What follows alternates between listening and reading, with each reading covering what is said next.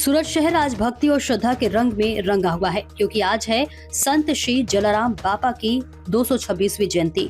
सूरत के अडाजन इलाके में स्थित जलाराम बापा मंदिर में सुबह से ही श्रद्धालुओं की भारी भीड़ उमड़ पड़ी है। भक्तों ने जलाराम बापा के दर्शन किए, प्रसाद ग्रहण किया और मंदिर परिसर भक्ति भावना से गूंज उठा।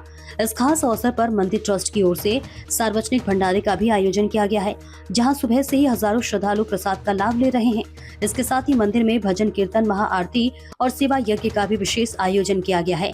सिर्फ अडाजन ही नहीं बल्कि पूरे सूरत शहर में आज भक्तिमय माहौल देखने को मिल रहा है। कई जगहों पर रक्तदान शिविर, अन्नकूट प्रसंग और भक्ति सभाओं का आयोजन भी किया गया है। हर ओर से गूंज रही है जलाराम बापा की जय और इस पावन दिन पर सूरत शहर भक्ति और आनंद से सराबोर हो उठा है। भक्ति, सेवा और सद्भाव के प्रतीक संत श्री जलाराम बापा की जयंती पर सूरत शहर ने आज श्रद्धा और एकता का अद्भुत उदाहरण पेश किया है। મારું નામ માનસી ગાયલ છે। હું અડાજણ વિસ્તારમાંથી જ આવું છું। આજે જલારામ બાપાની 226મી જન્મ જયંતિ છે। શું કહેશો આજનો દિવસ કેટલો ખુશીનો અને કઈ કઈ રીતે આયોજન થતું હોય છે આજના દિવસમાં? આજનો દિવસ અત્યંત ખુશીનો છે। ભક્તો માટે તો આશીર્વાદ લેવાનો અને કંઈક કરી બતાવવાનો દિવસ છે। જે ચાહે તે ઈચ્છા અહીંયા પૂરી થાય છે। ભગવાનનું નામ જપ કરો કે ભગવાનના મંદિરે દર ગુરુવારે આવો, બધી ધારેલી કામના અટકેલા કામો આપણા પૂરા પાડે છે। સવારથી ભીડ છે અને મંદિરનો ઇતિહાસ બી એવું છે, શું છે મંદિરનો?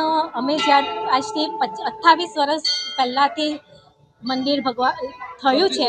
34 વર્ષથી મંદિર છે ને લોકો દૂર દૂરથી પહેલાં અમે સિટીમાં રહેતા હતા ત્યાંથી પણ અહીંયા દર્શન કરવા માટે આવતા હતા।